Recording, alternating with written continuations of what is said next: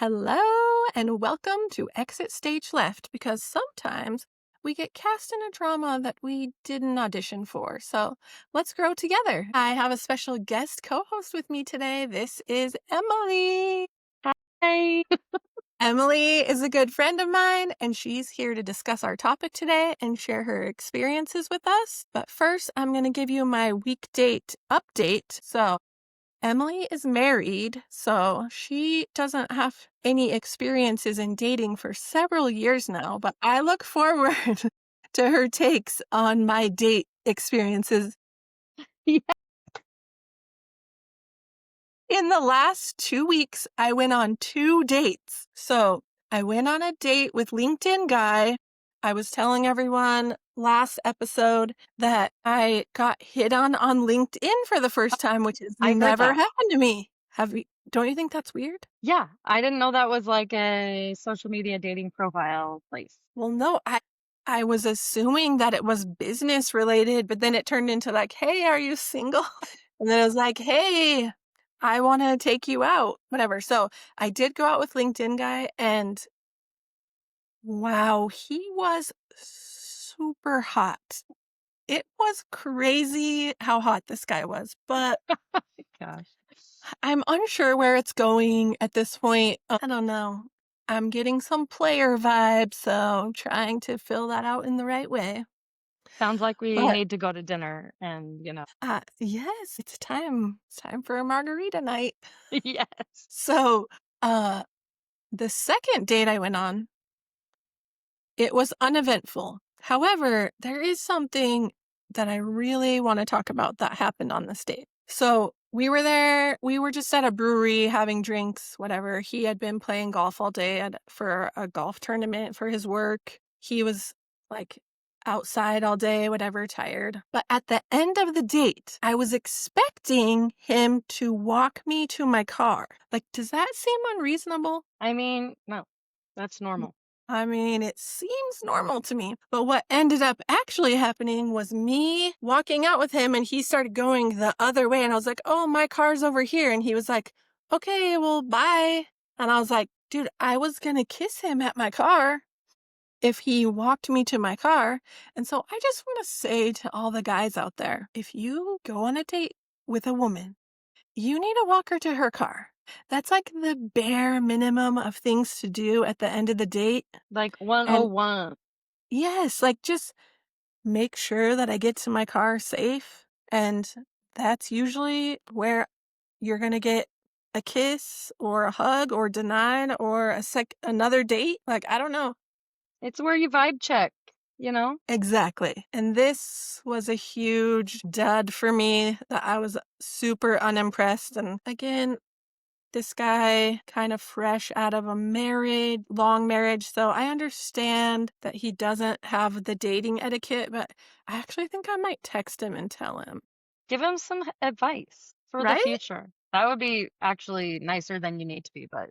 Right. Which leads us nicely to my next segment about relationship advice. And I am so happy to have Emily here because Emily, how long have you been married now? I think we're going to be at 19 years in March. So what, 18 and a half years? There we go. Okay. So a That's long weird because I'm time, not even that old.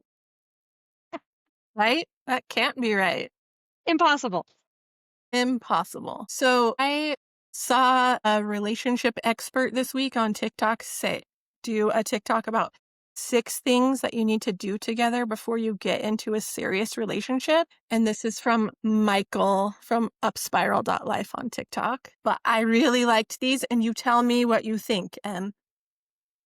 Okay. The first one is you have to travel together before you Okay. can get into a serious relationship. This is where you see someone's real personality come out if your flight gets delayed, if there's hotel problems, if you're stuck in traffic or you can't get your rental car. You really see some people's true colors come out when you're on a trip. Do you think so? Yeah. Yeah. Yeah. I mean, when you've been married 20 years, you kind of already know what's going to happen. But when Right. you're dating someone, you might want to see what that looks like. Number 2, you have to have a fight, a real fight, and recover from it. This has to be a real stakes fight, not just like, "No, I said I wanted pizza," something like Oh, that. yeah. No, Like that a is a real good fight. point.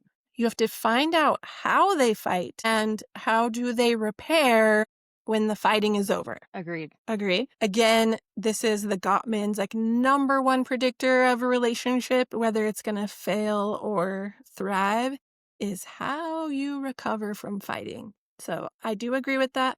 That is a big litmus test that you're going to want to find out. Yeah. The next I one mean, you is don't want to be caught off guard in that area.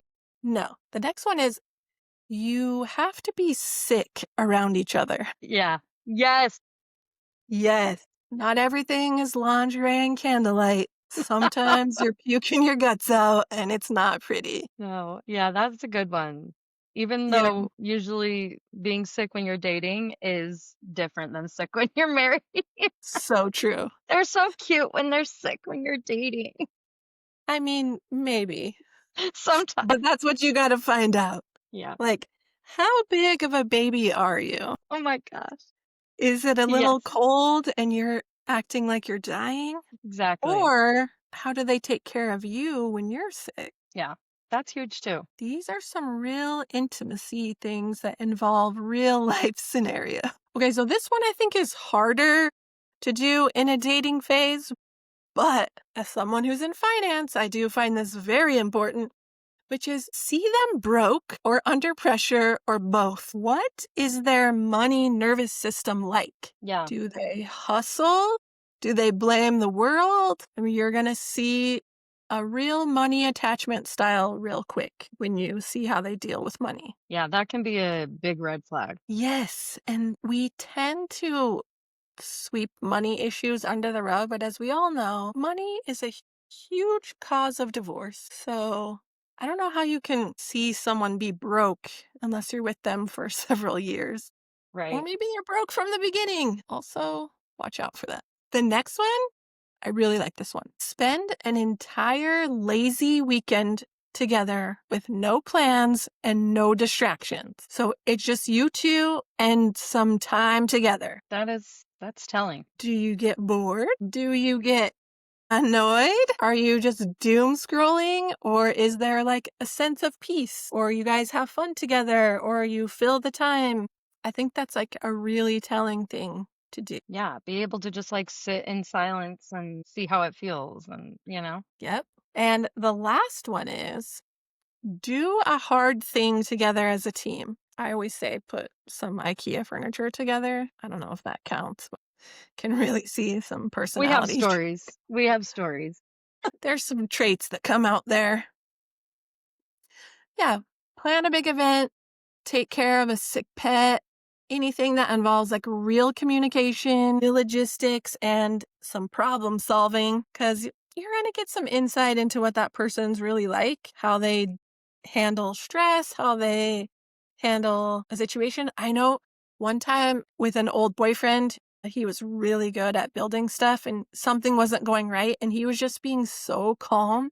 And I was like, I can't believe that you're not getting mad. And he's like, why would I get mad about this? And I'm like, I'm used to my husband like punching shit and, and I'm just like, Oh, oh, this is so nice. I have PTSD from home projects. yeah. Yeah, everybody's so different. Yep, yep. So I don't know. Those are some ideas because it's not just about the highs, but how you ride the lows together too. So maybe you can take some of that advice before you get into a long-term relationship with someone. Today, we're going to talk about a very specific issue between Emily and I. And that is that we both left our religion and that we were born and raised in. Emily has a unique perspective as she's in what we call a mixed faith marriage, which is basically that she left, but her husband is still in the church. So I would like to talk about some of the difficulties that we faced during this decision and kind of how we've navigated this journey. And as I've said before on the podcast, like we aren't here to shit on the religion or our family members or any of our friends that are still in. Like this is just about our personal experience and we want to share it with others. And maybe there are people out there that are struggling and in the same situation, which reminds me before we move on, Thank you so much to everyone who's texted me and talked to me about my last episode. I have just been like overwhelmed with the amount of feedback and some of the really special things that people have shared with me about that. So obviously that was a tough share for me to talk about, but I really do appreciate so much and I hope that it helped somebody. I have gotten some texts. The most special thing I got was someone texting me saying that they had a family member commit suicide when they were a teenager in their house on Christmas Day, and they had never told anyone in their family about it. And she's older, her kids are older, she has grandkids. And she said, I watched your podcast and I finally decided that I wanted to tell my kids the truth about what happened. And I was like, Oh my so gosh. anyways, I feel like this is why I do this, and this is why we're sharing our personal experiences so that people can feel like they're not alone in something that's a really hard thing to do, and I know Emily can attest to the fact that leaving your religion it is really not all that easy. No, but Jill, that was a very vulnerable and powerful episode and story. And as well as I know you, I know that I didn't know a lot of things, and I feel that you're very strong and brave for saying all that, and Oh, appreciate it thank you. also. So, Emily, can you share a little bit about your faith background growing up and kind of the role that it played in your life? Yeah, I grew up in Happy Valley, Utah, which is what we call, the heart of near Salt Lake, where just the church just blossoms and it's, everywhere. And my family was very devout, I guess you would say, Orthodox LDS. We had devotional every morning at 6:30 a.m. And I was the president of various young women groups, and my mom was Relief Society president. There was just a lot of being a part of the church. That was just my entire personality. Even among my LDS friends, we were, I have a twin sister, and within our groups, we were kind of the Molly Mormons. We just were like, we can't go to that movie. Our mom said we can't go. I'll always remember I couldn't go see Pearl Harbor with my friends because my mom didn't approve of it. One of my favorite movies. And it's great. I think my mom just was like, we have to approve everything. We did go through some struggles with some of my siblings kind of going different paths that made my parents a little bit more strict about things. It's not my story to tell, but my parents definitely were on probably the more strict side of Mormon parenting. But also we had a great childhood. I felt like we were very educated about the world and felt like they gave us a lot of experiences and let us ask questions. A lot of times those questions were shot down and not, we were just told like this is the answer, don't even, but we still felt we could ask and we would talk around the table about church topics, and I don't know, we felt like we were pretty on top of, the Mormon vibe. And we were Doing always all the singing things. all the things. We would be singing as a family at the pulpit. We would be always asked to speak. And, sometimes it felt like the Graham show at sacrament meeting. So yeah, I felt like even when I had boyfriends, I would date other people because my parents were strict about not going steady, she would call it. I would even have rules with my boyfriend about how often I would kiss him. And it was only ever a kiss. I stayed very chaste. I couldn't even fathom disappointing my parents or my friends or anybody in my ward by doing something that would make me look unworthy or to make me not take the sacrament or to even have to talk to the bishop. Like there was just no way. And it helped to have a twin sister that was even more scrupulous than I was and, you know, kept me very holy and honorable as a young woman.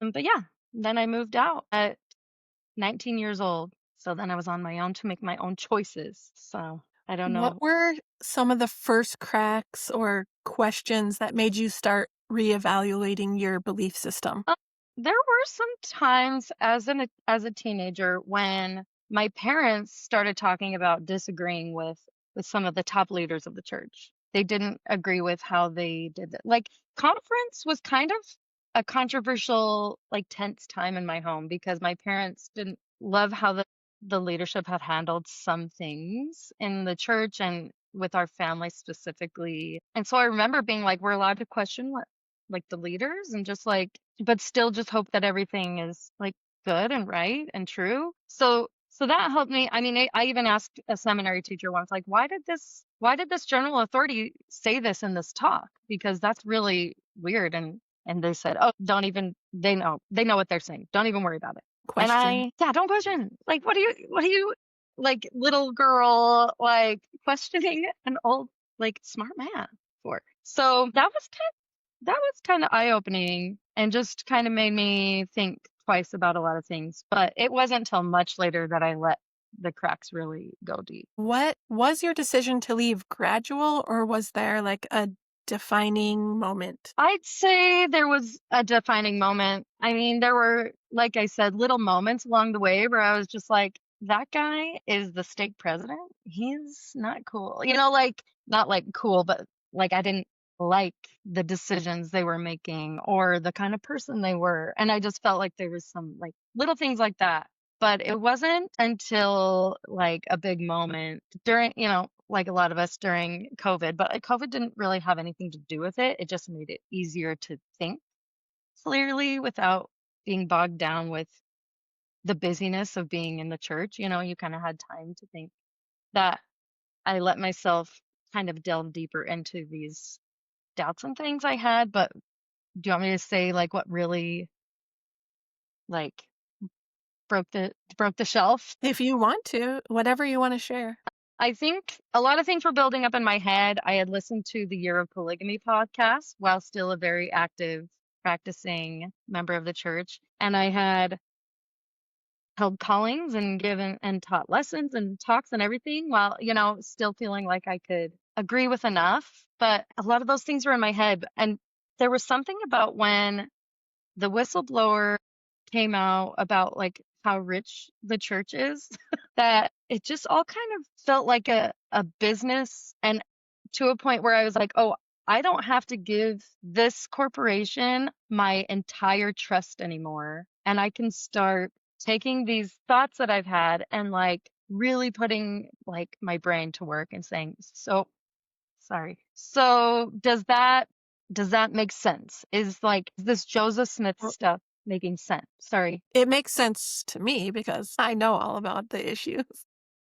Right. And I Also, just kind of, I think I left 5 years before you. yes. Oh, and that's interesting because we stayed friends, at least because my kids were taking piano lessons from you. We stayed in contact, and you gave me all your living scriptures stuff. And Sure I did. felt, I was like, sure, why not? I don't want to have to teach the kids all that stuff, but I still wanted them to learn it because I thought it was important.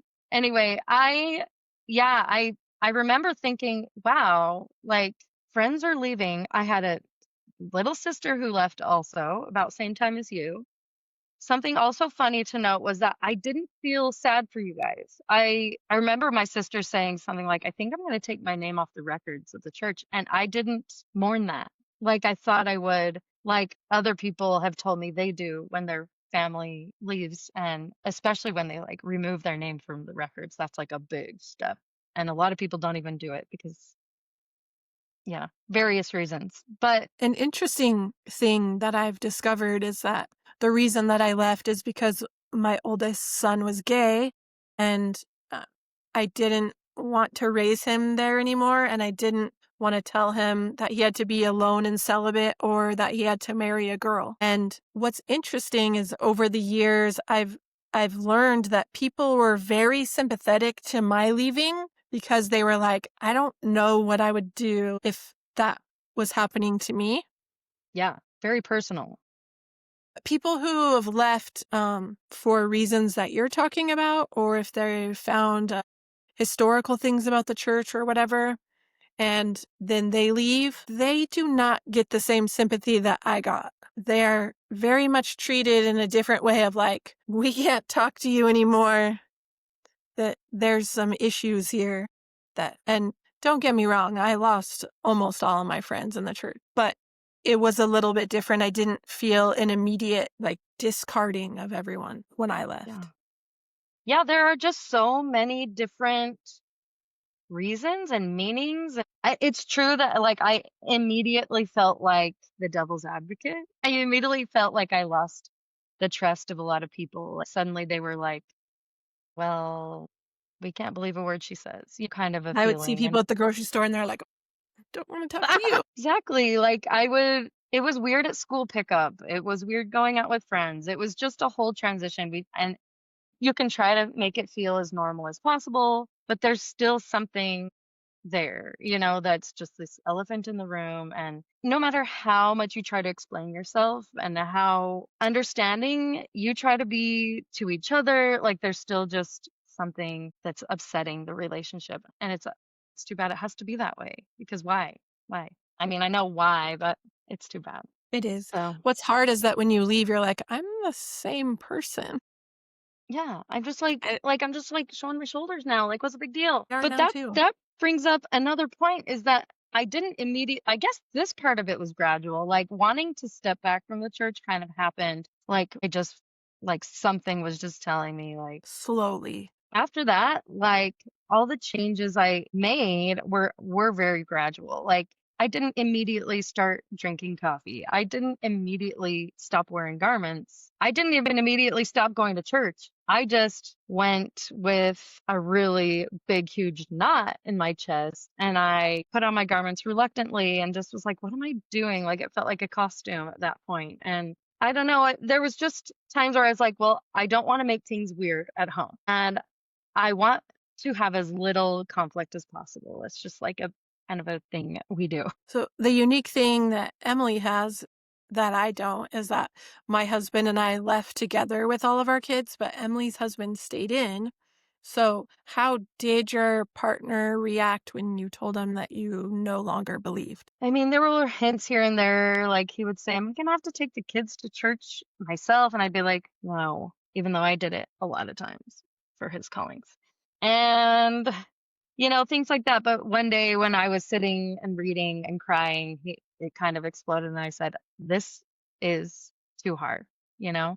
And we decided, I had heard from a lot of people, like, and I listened to the Marriage on a Tightrope podcast, and even him knowing I was listening to that was really hard because he was just like, are we there? Are we like at that's a mixed faith marriage podcast. And it was like, are we really at that point? And so I had to kind of let him know, like, yeah, I'm not believing this anymore. Even though it was still very a lot of studying and learning going on, I just like something broke. And I remember us having a lot of hard conversations that didn't always end well, and a lot of he's very understanding and he'll listen and stuff, but there was just a lot of like, but this, but this, but this, but what about that?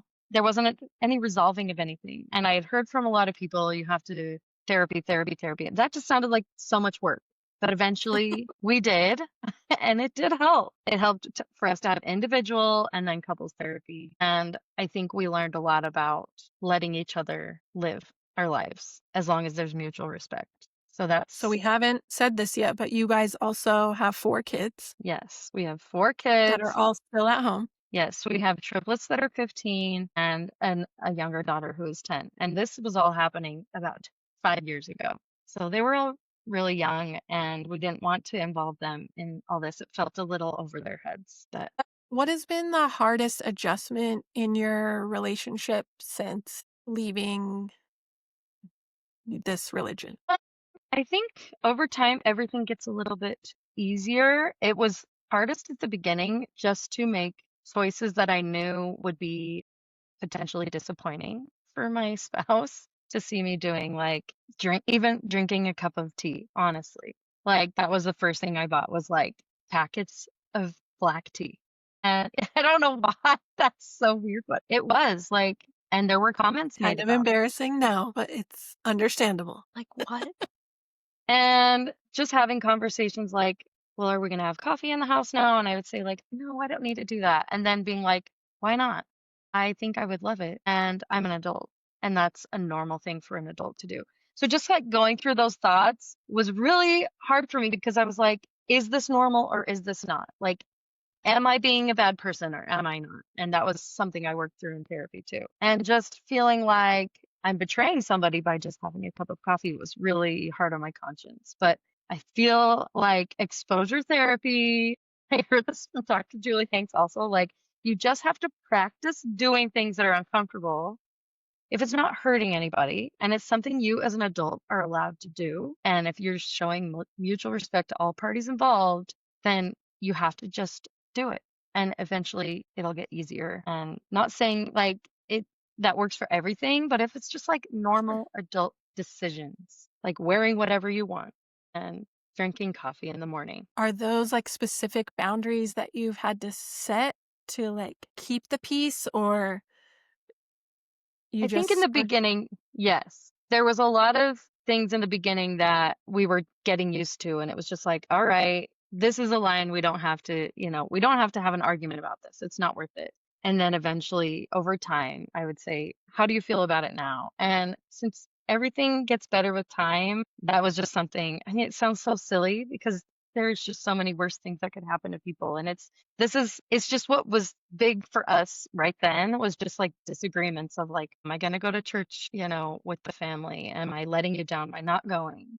And things like that. But I I mean, know people that are listening to this that haven't lived this religion, like, it probably seems, like, really crazy, but it is, like, realistic for us, and that these were, like, very big choices to make because it was always presented in a way that was, like, very wrong, that you couldn't oh do yeah. this. I felt like I was tearing my family apart and I could barely talk to my siblings about it, like the ones that weren't also, about half of us have left and half have stayed. And it's been really difficult to have like the same relationship that we had before. But I think over time and seeing each other and seeing that we're still the same person. And I think I remember Casey saying early on, like, I see now as time has passed, like that the world hasn't come crumbling down. And I see from that we're gonna be okay. And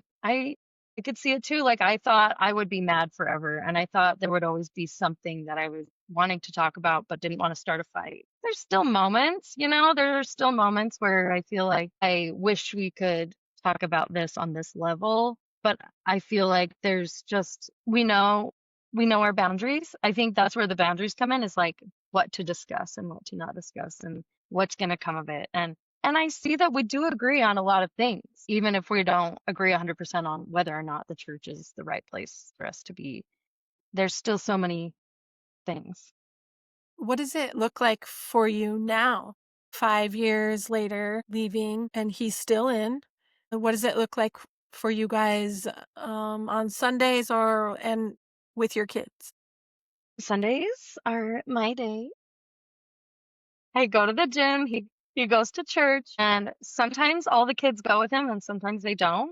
I think a really, really good thing that comes out of marriages that don't agree on every little thing and it shows like through our actions, like whether or not you go to church on Sunday or not. One really good thing is that the kids have learned that you can get along with each other despite big differences. Like if you're meant to be together, then or if you want to be together, you can make it work as long as there's the respect there. And they see he's respecting me when I choose what I want to do with my day, and I'm respecting him. We'll ask about each other's mornings. We'll talk about he'll know I go out with my friends and get a couple glasses of wine. He's even offered to buy me a drink at dinner on our anniversary. He said, "Can I get you a And Hey, hey, baby steps. I know.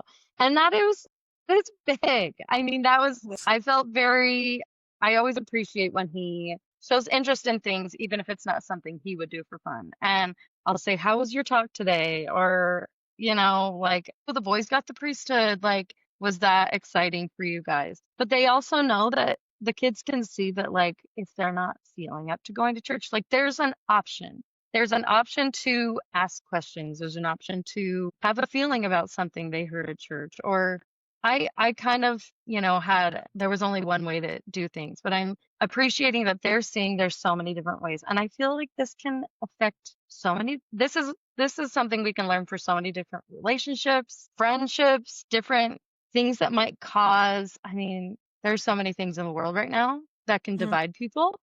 politics. Politics. I mean, this happened during COVID. That was dividing a lot of people. And I Sure. just felt like I was learning so much about differentiation and letting people live and letting people have their thoughts and feelings about things. Because if I want that, I have to also give it. I always feel like, why should I get more respect than someone else, even though we're all adults doing the same goal, you know? 100%. Yeah, I just feel like we're all being good humans and we're all wanting to make it through this life intact and being just going through life for the first time. Like we all just need to show respect for each other's journeys. Yes, And yeah, journey just feels like a buzzword, but it's true. It's like we're it all is. just skating through. And if something's making me just my like chest and stomach tied in knots all the time, like I don't have to live through that. And it's nice for somebody close to me to understand that. And I don't want somebody to just go off my brain for what, you know, for what I want them to do because I really didn't like other people telling me how to use my brain. And that was a big step for me is like, what do I really think about things? And I want to give other people that respect of like, well, you get to decide what you really think about things. And it just feels only fair.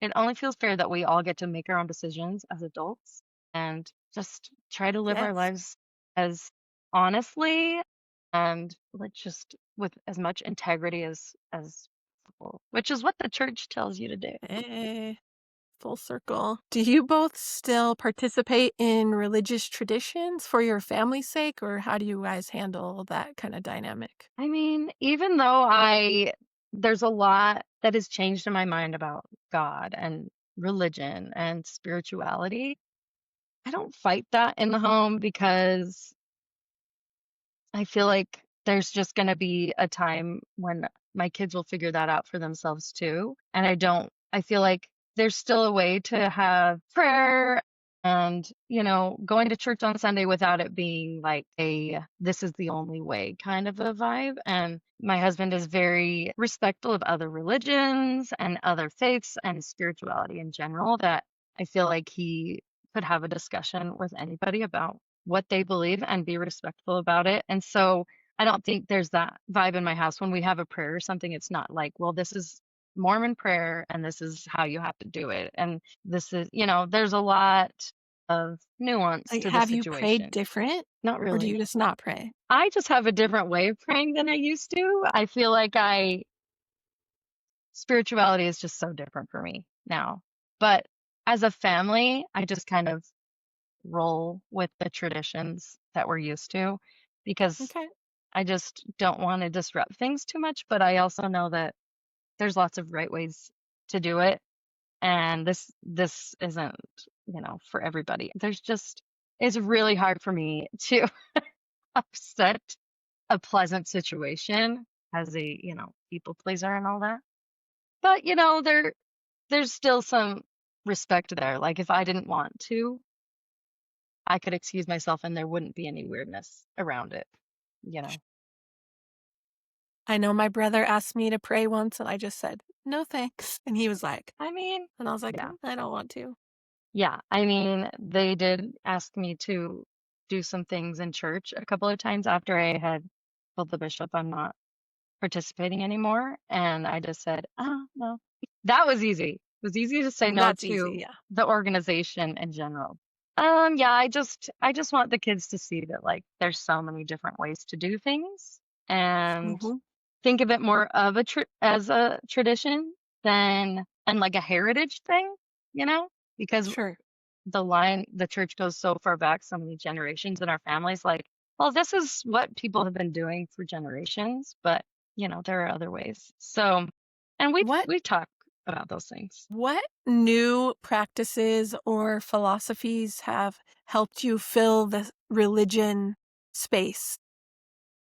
What Hmm. is occupying you now? Do you think there's anything that's, like, taking that space? I think just being more in tune with nature, I always feel like there's nothing more spiritual and grounding than just like looking at the sky and like I don't know. Like we were on a cruise recently and I was just sitting on our balcony watching the ocean in like the early hours of the morning and no one else was awake and there was no noise. And I was just like, what is happening?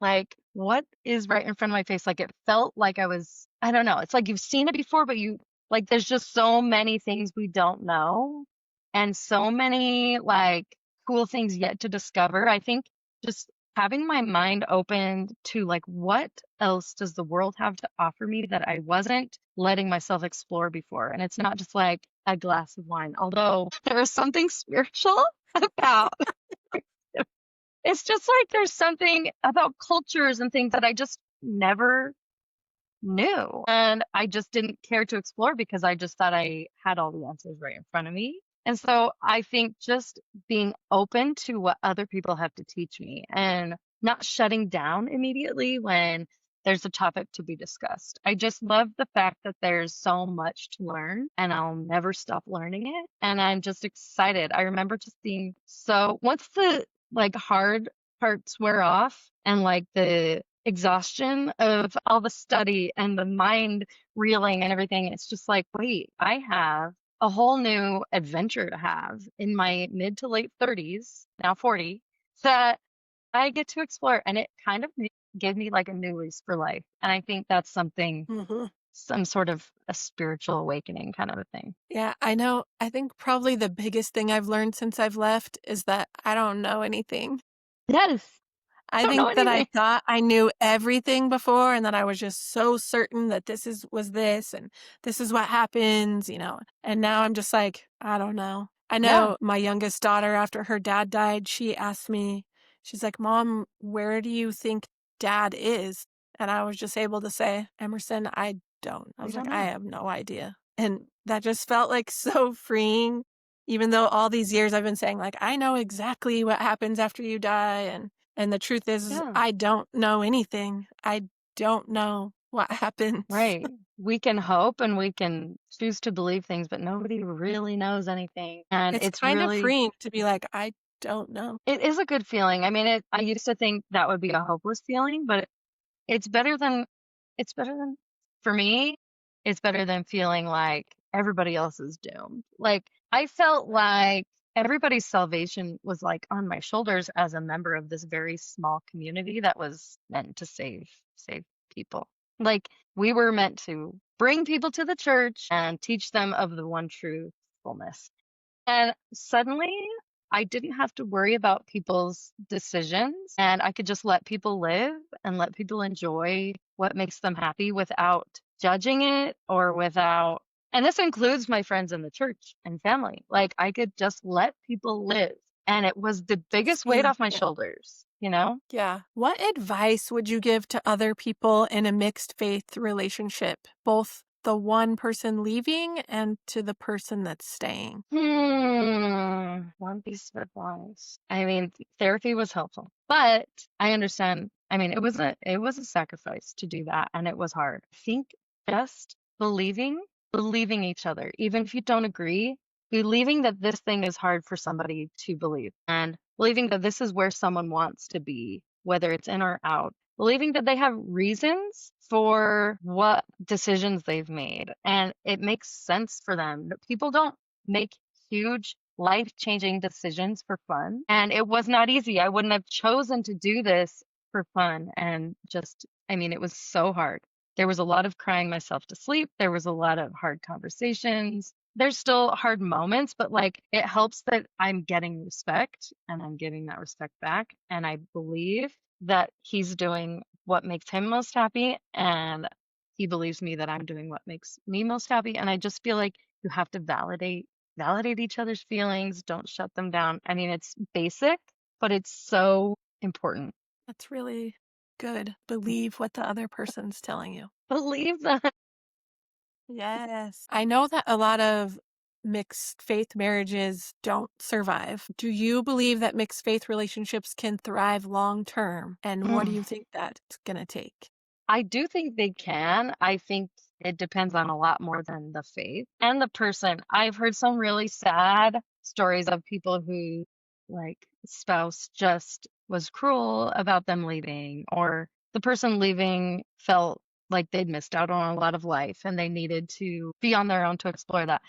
Like, it's not all sad in all situations, but sometimes it is where the other person just feels completely rejected. And I think a lot of times in this community and culture, people get married really young and don't even know themselves yet and don't even know what it is to be an adult, and maybe it wasn't, the right thing to start with, and I totally get that. I can't say what anybody should do with their marriage or not.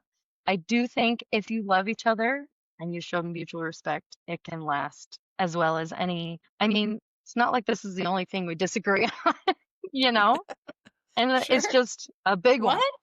I know. We're That's just weird. like everybody else. And it just feels like there's so many things where we can put this to practice.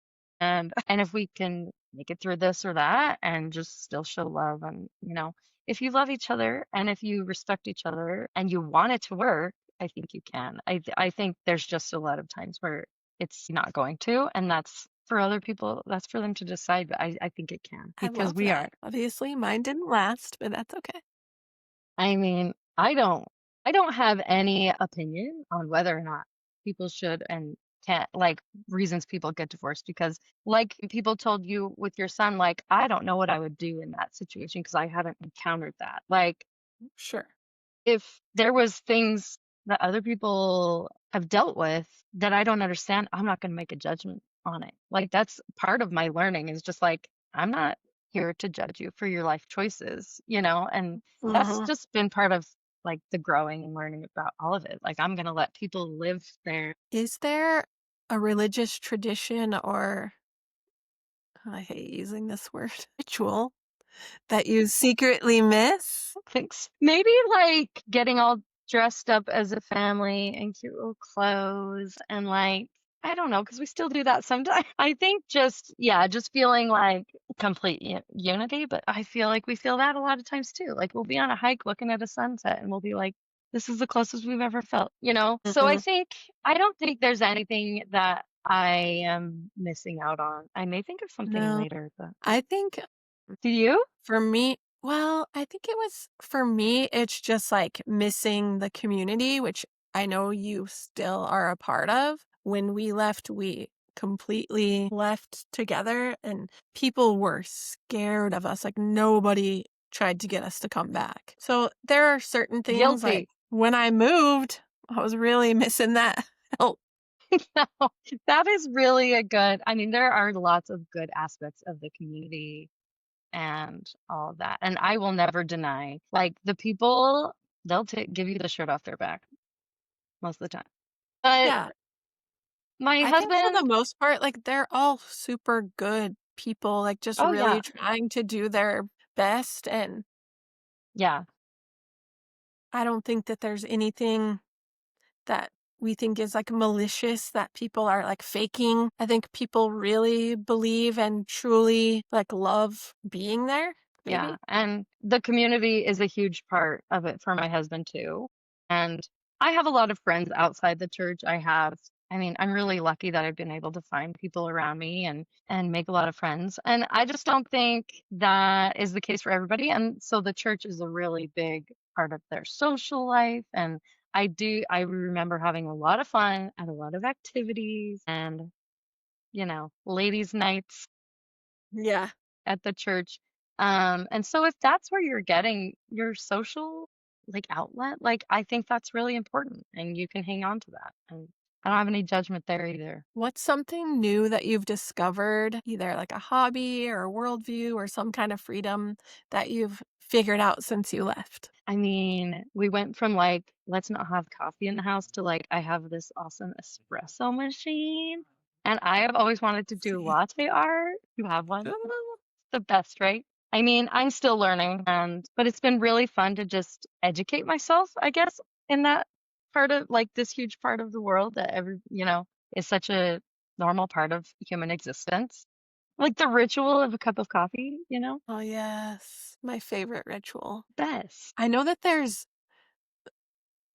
certain things that I just feel like so socially inept. I know like just like being in a bar and like ordering a drink, like you just My gosh. everyone our age is like, Are you okay? ordering at And you're Starbucks. like, Like, there's "Oh, it's so literal embarrassing." instructions on, like, Yes.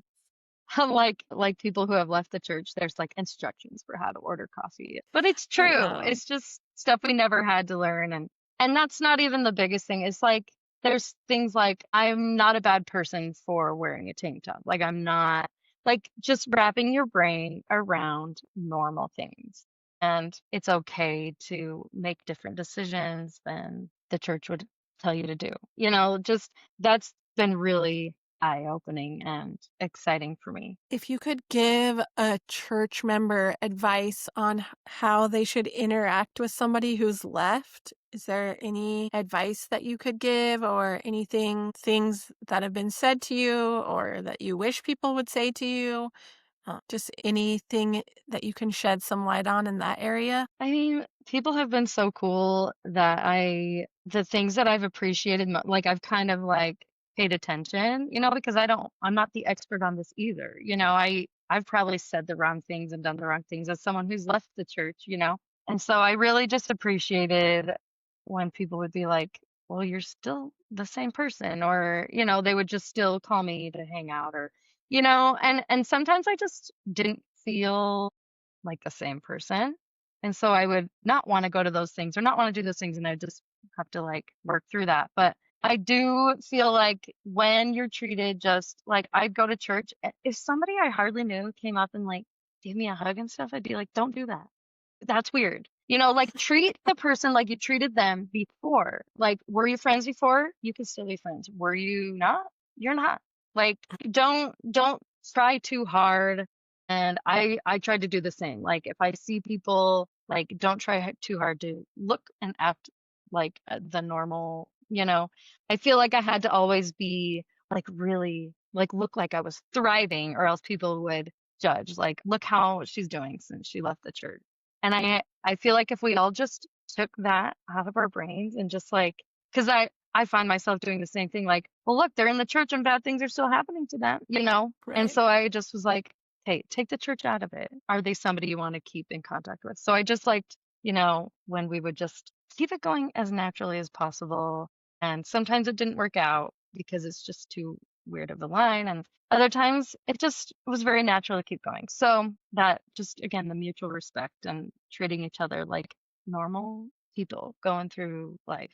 There might be other things, but it's just hard to think of them at the moment. Well, thank you so much for shedding some light on this for us. I don't have the same experience, even though I know people look at us and they're like, "Oh, those are just two girls that left the church." Like, we have very different experiences. There they are We have posting pictures of their margaritas again. Like, oh my Look at gosh, them.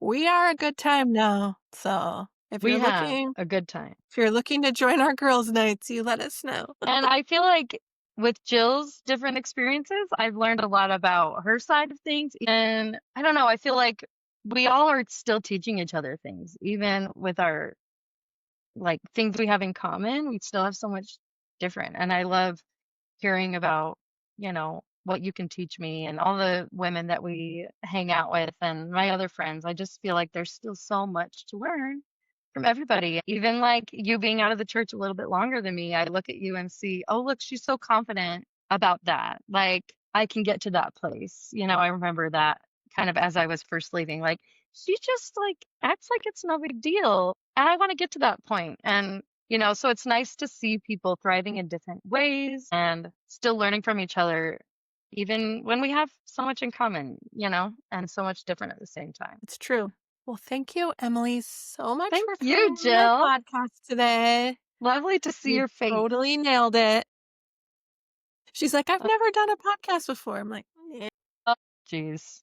It's fine if I look dumb. I'm used to it. I'm a dork. We're moms. That's right. That's what happened. We're not regular moms. We're cool moms. That's right. We're bad moms. I'm just kidding. Exactly. Oh, that's so Ah, funny.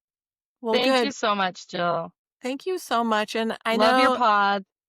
oh, thank you. I really hope that if any of you are going through this, and I know that I do have several listeners that are in mixed faith marriages or just people that have left the religion, whether it was the Mormon church or not. I have another guest coming on to talk about what it was like to leave a different religion. So that's kind of exciting stuff coming up because I think that it is super relevant now and just being able to see other people's experiences. So Yeah. thank you so much for coming on.